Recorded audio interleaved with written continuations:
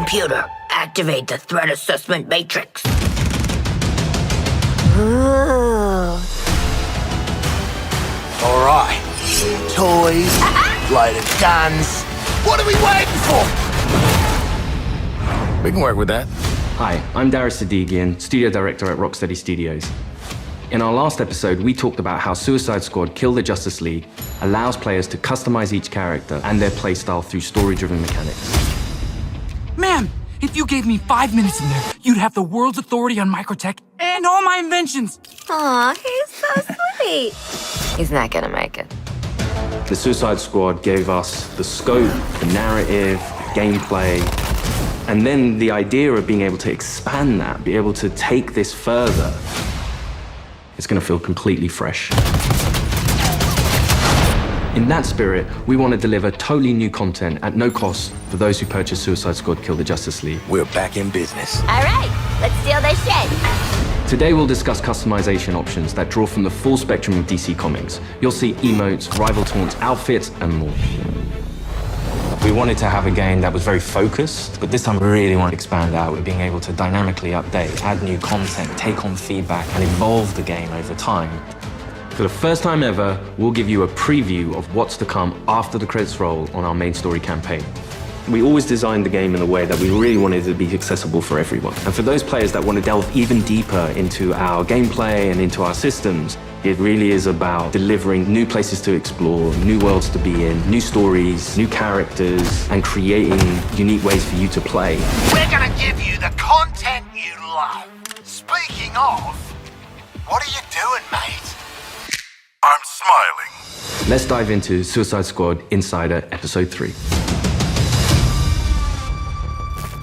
Welcome to Task Force X. From the onset, Suicide Squad, being a squad, felt like the right fit for the kind of game that we wanted to make. You get to play with friends, you get to play on your own, but while you are playing on your own, you're playing with the squad, always. Every aspect of our games, we always look at it through the lens of Rocksteady's treatment. And that just doesn't stop at gameplay, that doesn't stop at story. When we're looking at the social features that we've really introduced into Suicide Squad, it has Rocksteady's approach. What do we think players will have fun with?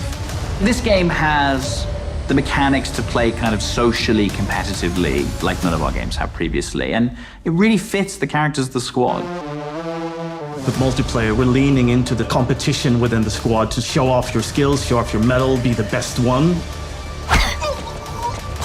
I'm a freaking superstar. The squad are working together under duress. And so it's fun to add in mechanics to encourage the players to behave in the same way. So a lot of the time what you'll actually be doing is trying to get the highest score, which luckily helps you all complete the mission, but the best player in any mission becomes the squad leader in multiplayer for the next mission. How great was I? We have leaderboards for solo play, for playing with one friend, two friends, or a 4-player squad.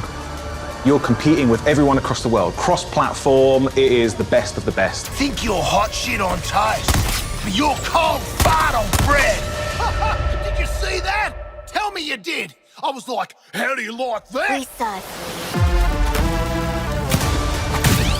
Outstanding!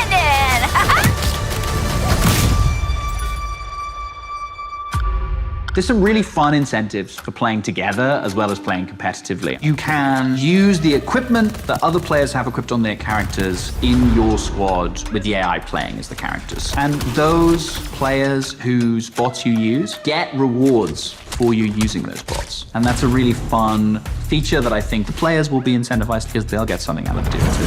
Farewell. We also have the rival taunt system, where on the leaderboards, if you pass your friends or anyone on your friends list who's also playing the game and you beat their score, well, next time they log in, they'll get this kind of funny quip just to show that, oh yeah, by the way, I beat you. Home run, baby.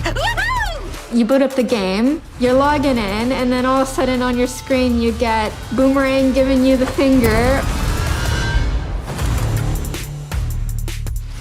I think fans are going to have a great time with our remote system.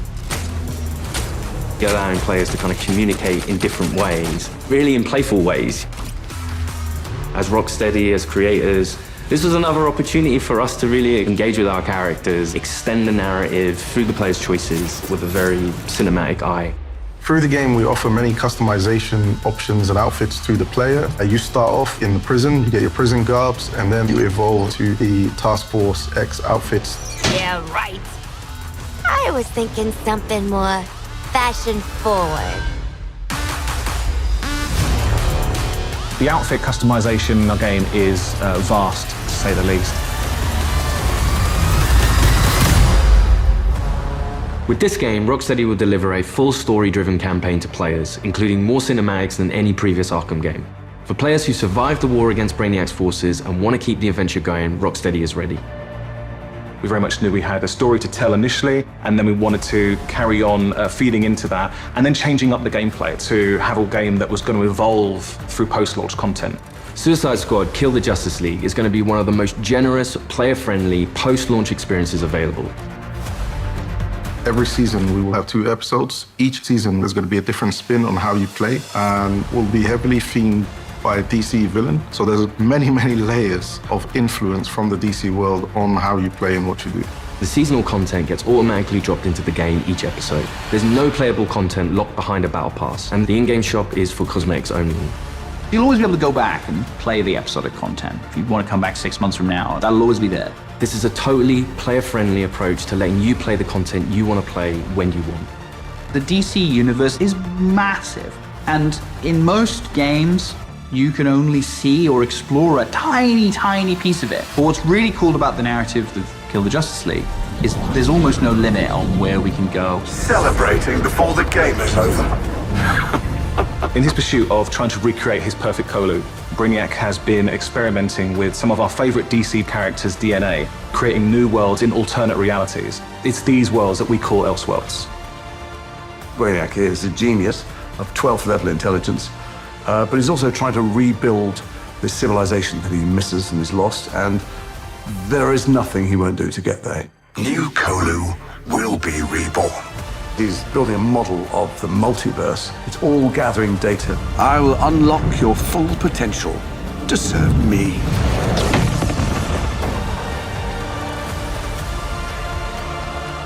There's different versions of everybody in different universes, and their timelines have just diverged at some point. We've got lots of amazing characters coming up in seasonal play that I'm really excited for players to meet. And the Elseworld Principles gives us lots of flexibility and lots of room to put our own spin on them.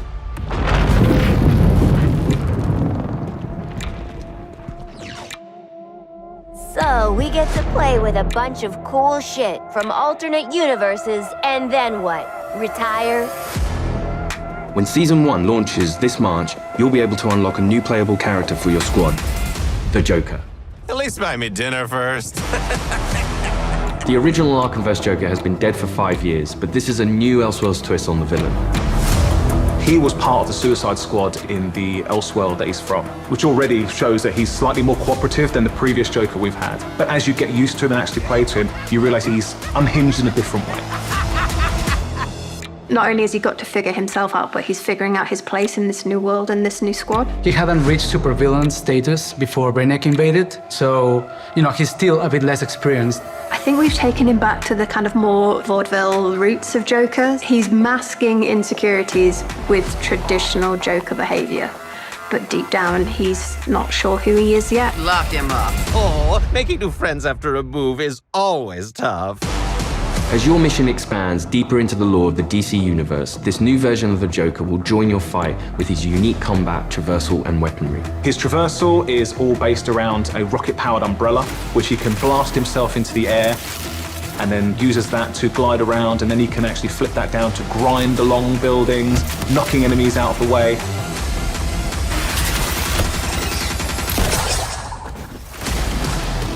And the kind of frantic, vertical and horizontal energy that he has means you've always got to be moving and always attacking the enemies.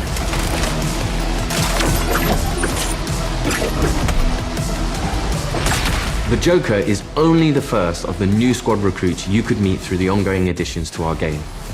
Over time, we can build up a library of characters that DC fans might not have expected to see in a video game, like a regular comic book release. I look forward to when the next issue's coming out. And in the same way, I hope people will look forward to the next episode from us. Whatever it is, I'm down. New environments, new characters, missions, challenges, gear, and more. All of this free content comes for players who own the game.